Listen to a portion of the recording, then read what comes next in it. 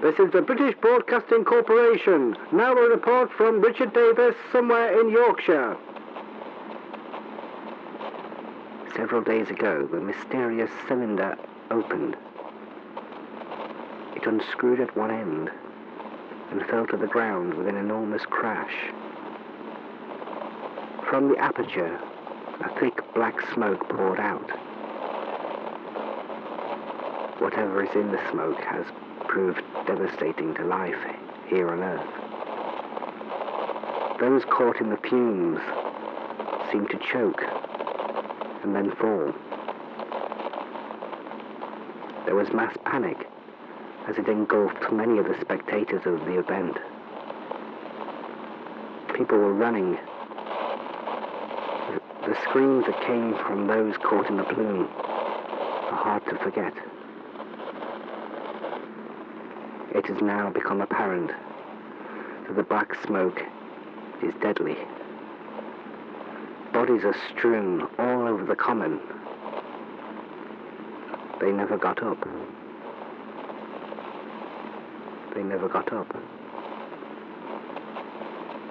But this isn't the worst of what I have to report.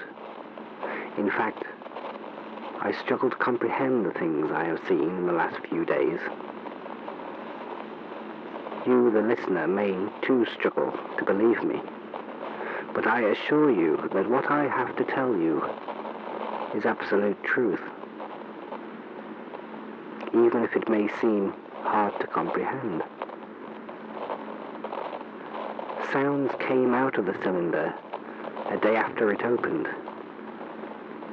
Heavy metal sounds, like the creaking of a heavy boat or a large crane. They echoed through the hillsides. I, along with many others who escaped the black smoke, tried to get a view of the cylinder, though it was hard to see through the heavy veil. But we observed movement. Something large, glimmering. What happened next is difficult to convey. A group of men, against all warning, went to investigate. Many of them had lost loved ones to the smoke, and they were resolute that they were to retrieve the bodies and see what was happening in the pit around the cylinder. I watched through binoculars as they checked the bodies of the fallen. One man seemed to break down to his knees. I knew then that the smoke had been deadly, and that none of those that were taken by the dark gas had survived. But as the others moved closer to the pit, out of the smoke, rising slowly, there looked to be some sort of giant metal shield. It moved higher and higher over the men, and then it began to turn. And it wasn't a shield. It was the top of what I can only describe as a giant tripod, a lumbering machine of a size that is hard to imagine. It rose higher and higher, towering over the nearby trees. It had huge eyes that seemed to stare menacingly at the men below it. And then the deafening sound began, as though an immense engine had been started. It flooded the area and could not be ignored. The eyes of the beast ignited with light as though awakened from a deep sleep. And from those eyes, a beam of intense energy sprung forth, burning the men to dust in an instant.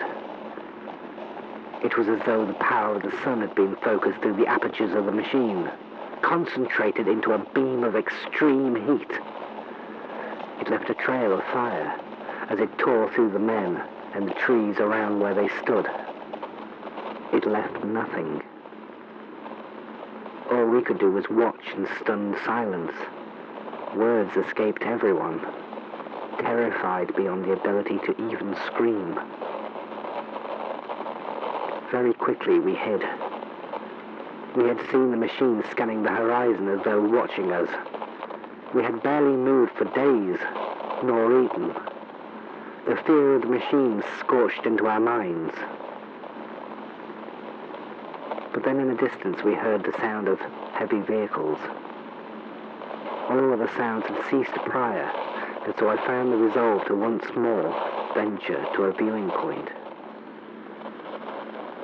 I watched as 3 tanks rolled over the hillside and onto the common, driving directly towards where the machine was stood, almost motionless.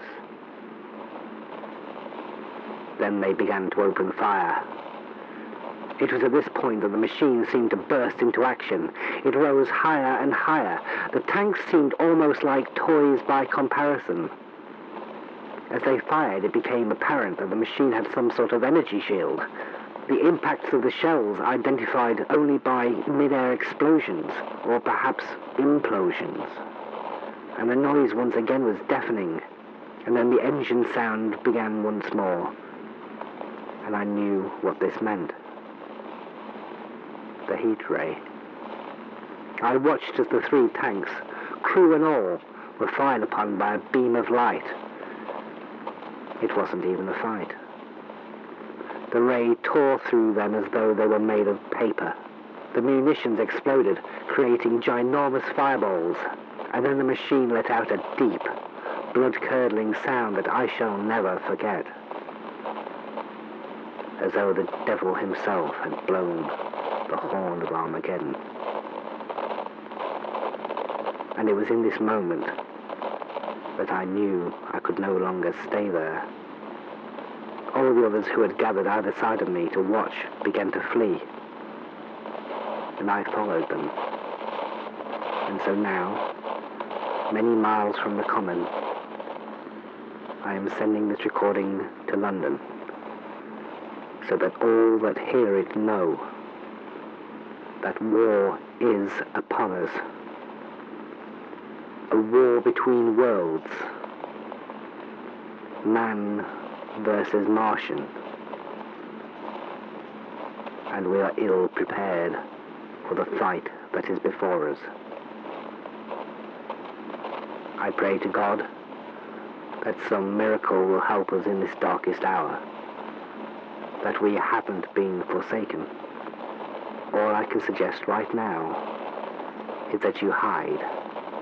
Though the temptation may be to see for yourself what has befallen us, do not succumb to your curiosity, or your fate may be that of the men in the pit or the soldiers in their tanks.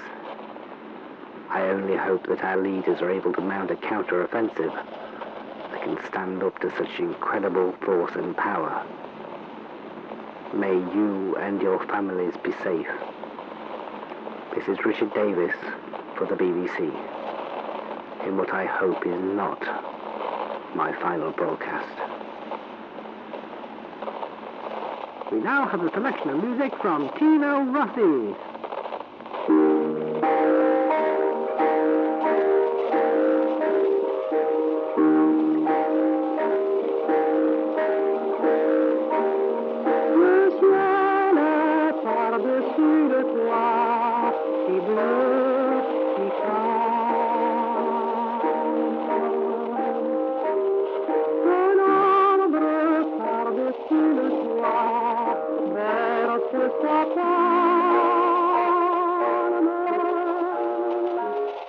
La cloche dans le ciel qu'on voit doucement